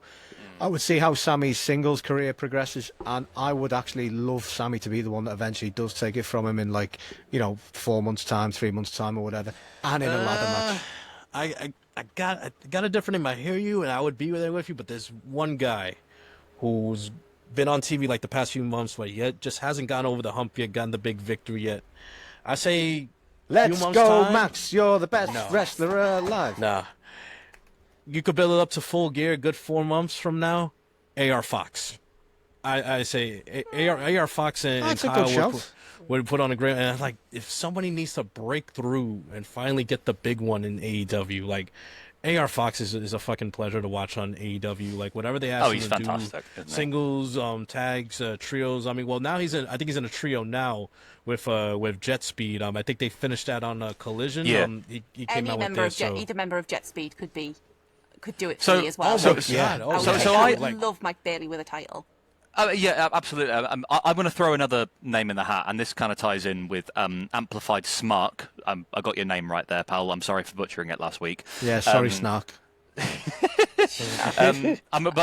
I genuinely think like the perfect person to be the holder of the TNT title and do the open challenges every week, because he's just a joy to watch. It's Mark Briscoe. Mark Briscoe as TNT champion would be fantastic. I know that I've they're changed my kind of mind. I want that one. they're kind of building him up to be sort of in the conversation for the world title, especially with the MJF thing and the Hangman connection, things like that. But put that to one side for a second. Like, Kyle Fletcher and Mark Briscoe have really good chemistry. So, two things. One, I want to address Amplified Snark. There's a cat The in question- Thundercats. There's question about Snarf? Kyle Fletcher. Which of the Fletcher Briscoe matches was better? Was it the one that they had on Collision in February, or was it the one that they had at Dynasty? And is there a potential Fletcher versus Briscoe 5 with a stipulation? Dynasty was great. The I Dynasty think one was really underrated, I think, Dynasty. because that was the Owen Hart tournament match, and I thought that was, again, it was one of those, that Dynasty was one of those cards when we had like 3 or 4 Owen Hart first round matches on there, so it kind of was a bit like sort of hastily thrown together, you could argue, but that they really surprised me, like they had one of the better matches of the night. So yeah, I'd say that one. I'd say Dynasty, definitely. Yeah. Agreed. Yeah, so I think, imagine Mark Briscoe in like a ladder match or something, or like a tables, ladders and chairs match or something, taking the belt off Kyle. I think that would be a real full circle moment for Briscoe, because I don't know, I can't really see them doing a Mick Foley title win where he wins it, even if it, like the world title, where he wins it for like a week and then loses it back to whomever. I think they will do. I think whenever MJF wins it, I think that's what they're going to do. I just don't. I feel like he's too big on the card for. But then again, I think Carl is as well. But he's too big on the card for the TNT title. The TNT title should be for the guys on that kind of mid card, ready to Mark break through Briscoe's area. too big for the TNT title. I guy think so, can't yeah. squeeze a win if his life depends on it. I love Mark Briscoe, but he loses a lot I more think than he he's- wins. I think he's more. Yeah, that's because he's in that main event scene, isn't he? If he's in the mid card scene, you'd expect him to be beating everybody. That's No, why it's I think not. he'd be good for a TNT champion. Yeah, I think TNT. Once the belt, tell you what, I would have it this: have Fletcher elevate the belt for a few months, just have him just basically restoring its credibility, and then Briscoe beats him, and then we have the babyface open challenge thing where, like, you call it the chicken open challenge or something like that, Like Briscoe doesn't even need a belt though. Like at the end of the day, because like that title, I think, should be for the people who are trying to take that next step, not for established stars. That should be for the likes of like it needs an established star right now because it's dead. But it should be for the guys who it's going to be their first, their first real big title run and stuff. I mean, as it was, and it went off the rails. But Sammy Guevara, fucking Scorpio Sky, they probably should have done better with that. Hopefully, he doesn't get it again. I don't know, whoever, that's the level it should be for me. It's like it's essentially lower than the Intercontinental title, isn't it? It's a TV title from WCW. I mean, fucking Disco fucking Inferno had it for one point, for God's sake. Jericho fucking made it feel important at one point. Can we all agree on one thing, that it doesn't really matter who takes the title off Kyle, as long as when they do, it is pink. Kyle Fletcher needs to turn that title pink. Oh, I love that. I think he will do that, but also he shouldn't lose the title for about 4 months anyway. No, because it's been a shit show. It needs to be. I'm confident that Kyle with Don Callis are going to elevate that title. I hope so, because everything that Callis has touched in the past year has been gold, in my opinion. So I think it's the perfect pairing, the perfect timing that Fletcher and Callis have the TNT title in their grasp right now. And like I said, you look at the mid-card division as it is right now, it's gotten so much better. Like you look at, we just talked about a couple potential opponents, like from Sammy to AR Fox and Mark Briscoe. Like, damn, you could even, like, if freaking Kevin Knight or Mike Bailey want to take a shot at that. And like a Scorpio Sky, give him a chance competing for the title. It's so deep right there. And like I said, they have the right pieces with Kyle Fletcher and Don Callis, because Don Callis is just he's just an agitator to everyone in the locker room. So he's gonna have so many people trying to come for Kyle Fletcher just because of Callis's mouth. So, and we see, like, the kind of the tension between him and Shane Taylor. So you never know what if Shane Taylor decides to come at Kyle Fletcher because of the money that he's owed from from Don Callis. I mean, like, obviously Kyle will win that, but I mean, Shane Taylor on TV on Collision is always a plus. I mean, or shit, like Lee Moriarty fights for Shane Taylor Promotions against Kyle. Like that's what it is. That's why I understand the TNT title's been in the dumps the past year or so, but I'm not worried that I think Kyle and Don are gonna bring it back up to relevancy. I hope so. I think that. So thank you for your questions there. That was a good little discussion there. So we talked about Dark actually a bit, and obviously it was a place where you could discover indie talent, unsigned talent who hopefully get taken to sort of the next level and hopefully get given a shot. So we saw one interesting case this past week when was it Lana Cross, who was rumored to be sort of in in a job hunt for TNA. Like she was sort of, she's decent. She was decent. So Shill Bill says, I don't know whether this is meant as a question or whether he's just sort of going on a soliloquy, which he tends to do. Should Lana Cross be signed, especially considering that AEW has a 100% success rate with Australians in Kyle Fletcher, Tony Storm, Harley Cameron, Buddy Matthews, Mark Davis, all in terms of meeting or surpassing expectations and putting on high quality matches. So I think if I'm Tony and she's happy there and he feels like he can give her a shot, why the hell not? It depends, you see. I mean, like the problem that they have. Sorry, I've got very waxy ears there. Oh, lovely. The problem that they have is the roster's already stacked, and unless they're gonna split the roster, I don't mean a fucking dog shit brand split. I mean, in terms of Ring of Honor, AEW, you're still not getting all of these really good AEW women, onto TV, regularly, and getting them enough screen time, enough time to build the characters and build the stories and get the reps in. So for me, it's one of them where, is she made? She's good. Is she a lot better than a lot of the women who aren't getting the chance on TV? I don't think so. I've yet to see it. I've yet to be proven wrong. If you do want an Australian, well, we do know there's going to be a tag team, women's tag team belts have been made. Tony said they're made. He's waiting to use them, his injuries. So if you do want an Australian, Charlie Evans and Millie McKenzie. Millie McKenzie. If she changes her Twitter handle, because it still says WWE and it has done ever since she left.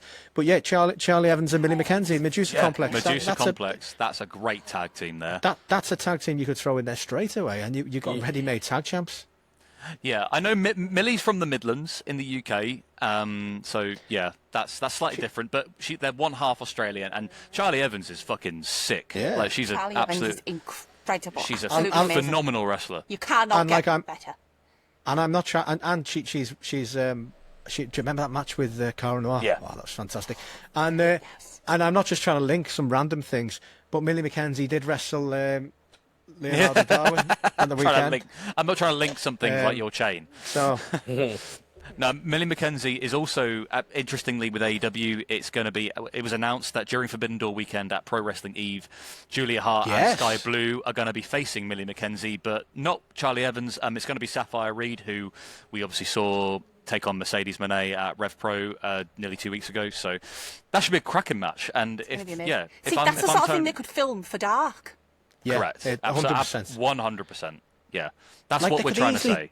They could easily do, I mean, like you could send talent to Eve, and the only thing you don't want hold over some of these wrestlers. All you want is the TV coverage for the new Dark. And if some of these wrestlers do stand out and you want them, great, fucking offer them a contract. Don't just fucking stick a brand, get your branding iron out and fucking stamp them and say you are now property of us until we say otherwise. Well, yeah. Again, they're doing that. Like Eve has been growing the last sort of. I mean, it's been growing a long time, and this year they've had Jamie Hayter, they've had Julia and Skye coming over, and they had Chris Statlander beat Anita Vaughan for the international belt. So, and also at this Eve show at Forbidden Door weekend, Nina Samuels is facing a mystery opponent, where the winner goes on to face Chris Statlander at the September Willow. show. It's got to be Willow. You beat me to it, so yes, it has to be Willow Nightingale. Sorry. But the salient point is that you're giving AEW contracted talent the opportunity to go and expand their reach, be a bit more of an international star if they necessarily can't be on TV every week. I think that's a good use of their time and their talents. Yeah. But also you're giving more indie talent a chance to go and possibly work with them and speak to them and learn from them, and obviously just hopefully open more doors for people rather than it just be a case of well okay. This AEW talent, we're going to say to Eve, AEW's not telling them to say, well, Chris Statlander's going to go over, and then if your talent beats her, then she becomes a AEW talent kind of thing. It's not the same sort of agreement as that. No, just make it like Dark. That you have a feud, you get the matches, they get the reps, and if you do see someone you like, offer them a contract. Don't just string them along on a fucking fake apprenticeship where you're paying them nothing apart from, well, I don't know what they're paying them, maybe they're paying them something, but where you're basically blocking them from going to another company that might want to give them some decent money. Offer them a fucking contract. If you think they're good enough, offer them a contract. But yeah, that's what they should do. I think that's a fantastic That's kind of idea. what they did when Pac first won the All Atlantic title. Yeah, Before I thought they were going to do that more. Yeah. I thought we were going to get that all the time. I then, was the because first they did that. defence of that ever at Rev Pro. It was incredible. Was it Michael Oku? He thought, wasn't it?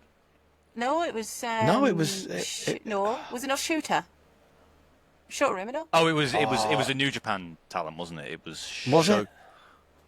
I can't remember now. Somebody have a look, because there was two. I'm sure one of them was Shooter, because Kip Sabian was in the crowd. And I thought there was a guy with a box on his head, and I was like, oh, look, the guy dressed like Kip Sabian. And then Pac sold it. He was like, and the entire crowd, you felt the ripple as we went, that is Kip fucking Sabian. And the roof came off, because we love Kip. It was, oh my God, it was incredible. We were all on our feet there. That was an amazing moment, and they could do that more. You have an AEW guy go over, face an indie guy. Someone that AEW guy's feuding with turns up, gets involved, and all of a sudden you've got that story happening.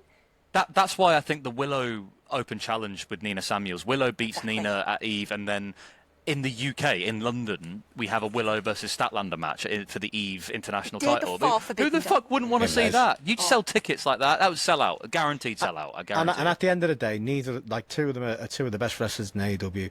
Neither of them in any of the big high-profile feuds at the moment. So it makes perfect sense that you've got this feud going on. Let it build outside of AEW and show the fucking highlights on TV. Yeah. And people will go back. It's all very well saying, oh, well, they're only going for the AEW talent. Yeah, but they'll go back for other. I first went to a small promotion, but a brilliant one, based down in Weymouth, Yeovil, called Ultimate Pro Wrestling, UPW. It's one of my favourites. And I only went because Simon Miller was their champion. That was the only reason I went to this show, was to see Simon Miller. And by the time I left, I was like, they could never book Simon for another show, and I would still go, and I still travel occasionally all the way down there to watch some of my favourite wrestlers. One of my favourite tag teams in the world, TBA, is in there. And yeah, that's all you need is a hook to get people to watch. Connor Mills, not actual hook. But it was Connor Mills. A hook. Connor It was Mills, Connor yeah. Mills. Of course it was. Well, it was his second UK defenceman. I don't know. I just got the first one. It said it was. All right. It could be wrong. I may have, whatever. But, All right. The second one was Shooter then. But you're right on the promotions as well, because like I think I first went an Infinite show because Luke Jacobs and Lizzie Ever were on, and we've found loads of fucking really good wrestlers on those shows that we kind of follow on to others now since. So that does happen. If you have a big name on a show, it does, you know, really it does helps. keep you there, and it gets you introduced and accustomed to the other talent that's there, and you get really involved with that then. Everybody wins.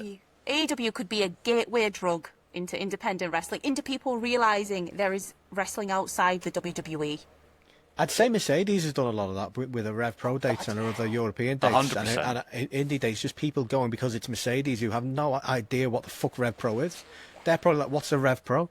And like they go anyway to see Mercedes, and I mean, you know, then you see like fucking Michael Oku, Leon Slater, the incredible women that were in the Scramble in Doncaster. Yeah. You know, like it's fucking insane.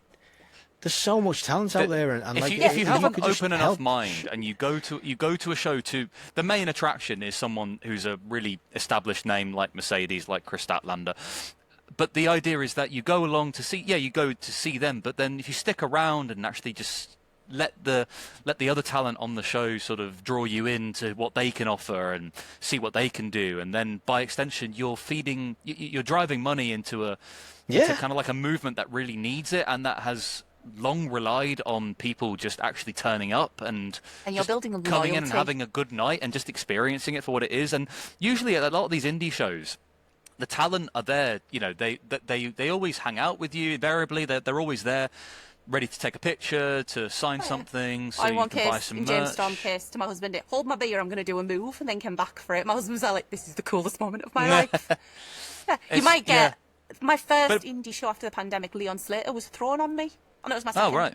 Yeah, it's like, so you might get a lap full of wrestler, but you know, that's the fun of the indies. Leon Slater is a great example though for people, because that guy is going right all the way to the top, whether it's in the Fed or wherever. He's incredible.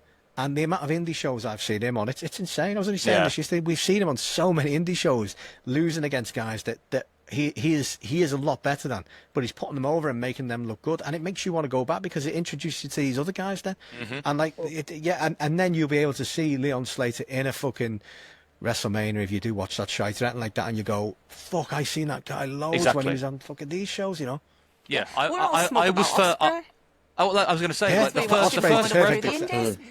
first Rev Pro show I went to featured Will Ospreay and AJ Styles, and I'd never heard of Will Ospreay before I went to see that. I went for AJ Styles, and as a result, I became really interested in what Will Ospreay was doing. Then he still stuck around the Indies, but then he went to Japan, and then he did a few Ring of Honor shots at the time, and then it was the pandemic. And then now look at him. He's one of the biggest stars in all of American wrestling, but he's still putting in the time and the effort to come here. But one of the things I do want to say really quickly, I know we don't really want to talk about the indies too much on like these kinds of episodes because we have separate things for that, but it really does bear repeating about how really important the indies are, because you don't know when they're gonna that's gonna be the last show. Like the show that we went to, the Eve show, where we went to see Alex Windsor and Shuri, that was Alex Windsor's last independent date, probably for a very long time, because now she's gotten the call up to the big leagues and actually she's smashing it at the moment, and deservedly so. But she's not the only one. There are going to be people,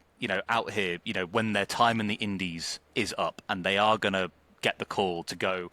That's why we've seen, like we've mentioned Ben Bishop earlier about the tryouts and things like that. So people like Anita Vaughan, Rain Leverkusen, like they're in the hunt for like a contract, and I can't begrudge them for that. Like I said earlier, I can't begrudge them for wanting the big payday, because at the end of the day they've ground on the indies for a long time and they deserve it. So I hope they get it. I really do hope they all get you can't not, but what I mean is that going to the indies is really important, because you just don't know when you're going to see them like again, especially not in a setting that's quite like as intimate or as like sort of personable as what you get in like an indie show. So again, it's actually, this ties into what Gav asked on the Discord, which was about of the recent UK WWE tryouts, who would you say is the most likely to sign? So I think Rain Leverkusen. Oh wait. I don't know, because it's a weird one, because they made a point, didn't they, of saying, but she was the MVP, guarantee wasn't you she? you're the MVP, but it doesn't guarantee you, which is a weird fucking thing to say. But I think, I think it's probably her or Anita Vaughan, I'd say, from the ones that we know and follow. And I personally, I think you can't find anyone like Ben Bishop anywhere, just because you can't learn to be fucking 6'12". It's impossible. He has one of the best sidewalk slams you'll fucking see. Like the guy, he's got charisma, for fucking days. His promos are great. I would love to see it be him, but I don't know. I love Will Cruz as well, who was also there, who I think Will is Cruz? massively underappreciated. Forgot about Will Cruz, yes. Yeah. Will Cruz is killing it in fucking Japan lately. The guy's a monster. And he's a moves guy as well, you've probably seen his videos of his moves have gone viral lately. With the Spanish Fly. I was there for that. He's incredible. Some of the moves look incredible, and these are things that you on TV would be fucking incredible. Absolutely. And it's also, again, we know, obviously, we have the luxury of going to a lot of indie shows where they're on and we can actually see them. But when they hit the big time, they could get a whole different sort of character, personality, gimmick, whatever it might be, and we might not get to see them be authentically themselves like we have on the indies as well. So again, the salient point I'm making is that just go to these shows, and you need to kind of support this talent, because you just don't know when it's going to be their last time. But equally, I know we've waxed lyrical about how morally bankrupt WWE is and the problems that we have with it, but I cannot begrudge them for wanting to take work, in the biggest game in town, because it is the biggest game in town. Like we're not kidding ourselves. We know we're big AEW fans, but WWE is the household name. It is kind of bigger, and it always will be. But if they get the chance, go and smash it. But at the same time, just while we've got them, go and support them. Yeah, and if you are getting tired of WWE for whatever reason and you don't want to watch AEW, or it just isn't your style of thing, there is still wrestling out there for you. Whether that's in Japan, whether it's in America, whether it's just some random independent that you find and fall in love with, just have a look. It's out there. There is wrestling for everyone. And I just say as well, it's not just a case of like what Dan said there was absolutely right, and what Lucy said, but it's not just a case of watch them while we've got them, because there is always new talent coming through, so you will always find new talent. It's not a case of when they've gone and you've missed out, because there's always new talent coming through that will replace them, and you will be just as invested, or if not more, as these guys get better and better all the time. It's incredible. Really is. That's it. Well, that's all the Discord questions that we had. Yeah.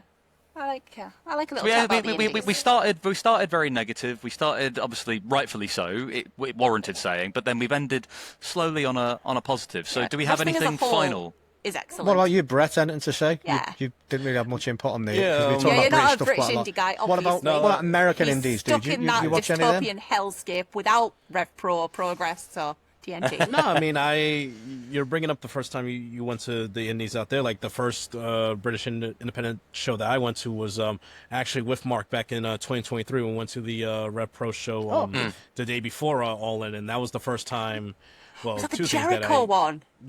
Yes, that was the Jericho one when he came out after Osprey and Shingo, and that was Speaking of like Dan said, you saw AJ and Osprey. You never heard of Osprey until seeing him live. Like I had never heard of Shingo. Really, I didn't know much about Shingo until seeing him live. I'm like, oh shit, I got to see more of this guy. And now he's obviously one of the best in New Japan right now. But I put out a tweet. I don't know if you guys saw it. With my friend Dadrian from City of Wrestling. There's over 60. He had 60 or so different wrestling promotion logos that all not just here in the U.S. but all across the world. There's. Like I said, not just AEW, but all your independent promotions out there. If you're tired of the bullshit that's on Mondays, Tuesdays, or Friday nights, there's so many other options out there. Don't be afraid to open up your mind or your horizons as a wrestling fan. I mean, variety is good as a wrestling fan. There's a little bit of everything in the world of professional wrestling. Don't just pigeonhole yourself or put yourself in a corner as far as being a fan. You'll get the most out of this fandom if you just step outside of your comfort zone and just see what else is out there. And yeah, I mean, like I said, I'm excited to be there back in England for 3 weeks. So we'll see what happens out there, and yeah, it's just killing definitely going time to be till an you get here, Brett. experience. We won't do anything exciting until you get here. So that week, I think me and my mother were flying out that Wednesday night. So I think we arrived Thursday morning. Nice. If I'm correct, yeah. We'll be there Thursday. Should we end? And then we'll just talk about this in a minute. Yes. Yes. Yes, let's do that. Thank you for Well, listening. If you do see any of us, come and get key rings because I have millions. We're giving Just them look away for a for the bingo fella weekend. who's not Jimmy Savile, who's got a big chain around his neck. I'm not Mr. T either, just in case that might, Just if you're Might looking for look the like that. guy, Wearing these. probably with a Bandito mask, probably. I don't want to say with certainty, but also if he's not wearing the mask and he looks like CM Punk but isn't a cunt, then yeah, you know where to find me. I will always come and say hi. and Anyway. if you're looking for an American. And an American.